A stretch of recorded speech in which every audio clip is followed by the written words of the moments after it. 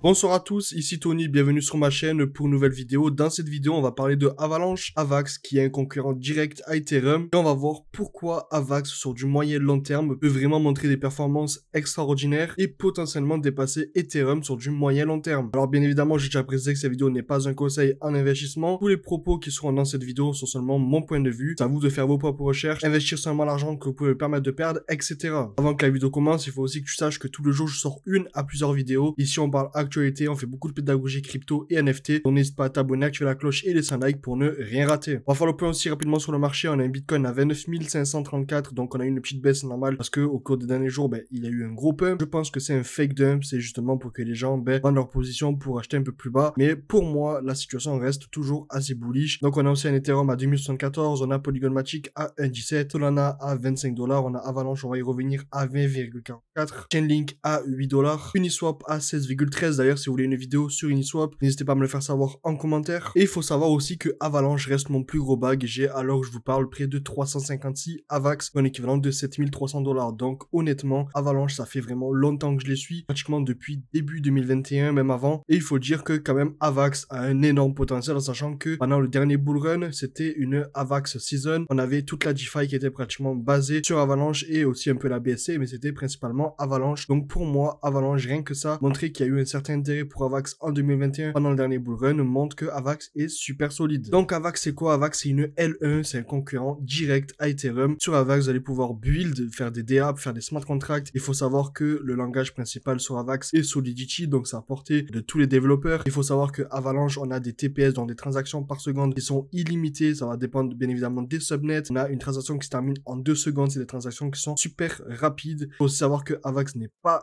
tant énergivore que ça. Il faut savoir aussi qu'on a des milliers de nodes. D'ailleurs, on va y revenir pour les validateurs. Il faut aussi savoir que Avax est en proof of stake. Bref, honnêtement, Avax a un très gros potentiel. C'est ce qu'on va voir vraiment tout le long de cette vidéo. Comme je l'ai dit, vous allez pouvoir coder en Solidity, donc utiliser Remix, Truth ou Tenderly pour justement déployer vos contrats. Il faut aussi savoir que pour une transaction sur Avax, on parle de quelques centimes. Par exemple, pour repasser une transaction, c'est 10, 15 centimes, grand maximum. Et sur Avax, on a énormément de projets. D'ailleurs, on va le voir, mais on a aussi Chainlink. D'ailleurs, j'ai fait une vidéo sur Chainlink. Je t'invite à aller la regarder. Tu as le lien en haut à droite. C'est quelque chose qui est vraiment énorme parce que Chainlink va permettre justement, comme je l'ai dit dans la vidéo, de pouvoir récupérer des données externes à la blockchain pour justement faire des smart contracts qui réagiront selon ce qui se passe. Bref, le potentiel de scaling sur Avax est vraiment énorme. Il faut aussi savoir que tous les ans, on a des Avax Summit où on a un peu des rencontres avec justement des speakers, donc des personnes de l'écosystème. On a énormément de projets, on a énormément d'investisseurs, etc. Des personnes qui viennent justement pour parler. Et cette année, ça va se passer à Barcelone, donc en Espagne. On est sur un ticket à 500 $, alors qu'on a les événements en France qui coûtent pratiquement 1000, 2000, 3000 $. Donc ça reste quand même assez accessible en sachant que vous allez pouvoir rencontrer pas mal de monde et entendre des discours qui sont vraiment super pertinents. On a le cofondateur de Wallet Connect, on a aussi le cofondateur de Layer 0. Il faut aussi savoir qu'il y a des hackathons. Hackathons, c'est quoi? C'est des rencontres entre les développeurs où il y a un peu des défis, des missions. Et en soi, les meilleurs développeurs, les personnes qui arrivent à justement proposer le meilleur projet peuvent gagner des récompenses. Donc là, on a 12 000 $, etc. Et c'est vraiment bon de voir que en soi, Avax fait des hackathons parce que ça va aussi permettre à Avax de recruter des nouveaux développeurs. C'est aussi grâce à tout ça qu'on a quand même une grosse équipe de développeurs sur Avax qui permettent justement d'ajouter des nouvelles fonctionnalités sur Avalanche et faire en sorte qu'Avalanche soit de plus en plus scalable. On a aussi Avax, donc il y a énormément de partenariats avec Avax, mais je vais vous montrer 2 partenariats qui sont vraiment impressionnants. On a AWS qui est justement le cloud de Amazon. Il faut savoir qu'Amazon possède pratiquement 90% de tous les sites que vous voyez sur Internet. Tous les sites sont hébergés justement sur le serveur de Amazon, le cloud de Amazon. Donc si Avax fait un partenariat avec Amazon, vraiment ça montre que sur le long terme, en termes de nodes, de validateurs, etc., ça peut être vraiment du solide. Comme on peut le voir, je suis actuellement sur Amazon et vous pouvez directement devenir validateur. Alors bien évidemment, il va vous falloir peut-être du matériel, il va falloir aussi un peu de code parce qu'on a des logiciels aussi qu'il va falloir coder pour justement régler selon vos besoins. Mais vous allez pouvoir directement acheter un node et devenir validateur sur Avalanche. Donc c'est 34 centimes l'heure. Après, c'est selon vous et vos besoins. On a aussi Alibaba. Alibaba, pour ceux qui ne connaissent pas, c'est un des plus gros fournisseurs chinois. Donc c'est ici vous allez pouvoir acheter des choses tout simplement directement des usines. Et on a d'ailleurs le patron de Alibaba qui est un des hommes les plus riches du monde. Et donc Avalanche sont en partenariat avec Alibaba Cloud justement pour les nœuds de validateurs, donc pour avoir de plus en plus de validateurs pour justement contribuer à la pérennité de la blockchain. Ensuite, on peut voir que honnêtement, Avax n'ont pas énormément d'investisseurs, donc bien évidemment, ça reste des ventures, je n'en connais aucun parmi eux, mais on peut voir qu'il y a pas mal de ventures, ils ont levé pas beaucoup d'argent, honnêtement, ils ont levé juste à peine 16 millions de dollars, alors que Chainlink avait levé pratiquement 32 millions de dollars, donc c'est 2 fois moins. On peut voir voilà qu'il y a eu des seed sales, donc on avait Avax à 33 centimes et à 50 centimes, en sachant que l'ATH de l'Avax est à pratiquement 130 $ à peu près, ou 140 $, je sais plus, on va aller le voir tout de suite. Donc voilà, 134 $ pour un ATH de Avax. Donc les personnes ont pu faire pratiquement 1 fois 500. Alors bien évidemment, il y a eu du vesting, il y a eu du lock. Et c'était un vesting d'1 an, et comme on peut le voir, les personnes ont pu vendre justement lors de la fin du vesting. 1 an, et le bull run à l'ATH, on était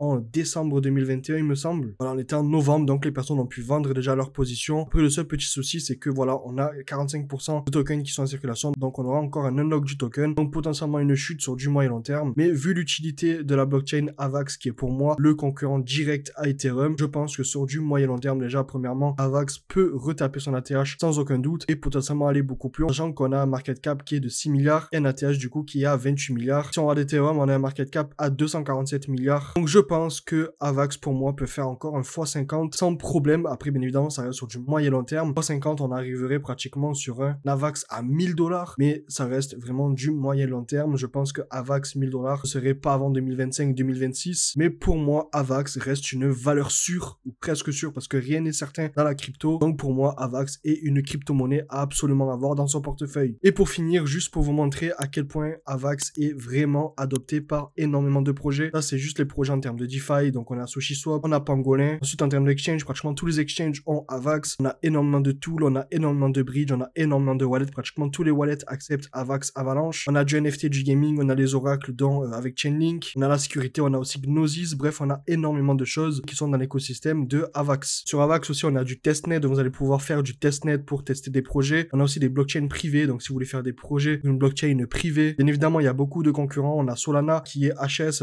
à 99% du temps. On a Ethereum qui va se faire manger par les frais sur du long terme. Donc en fait, on se retrouve un peu entre les L2 et Avax qui est une L1, donc Arbitrum, Optimism, Matic. En L2 et en L1, on a Avalanche. Mais je pense que sur du moyen long terme, Avalanche peut prendre vraiment le dessus. Alors dis-moi toi ce que tu en penses, dis-moi si tu as de l'Avax dans ton portefeuille et save de ta pub, n'hésite pas à laisser un like, à t'abonner.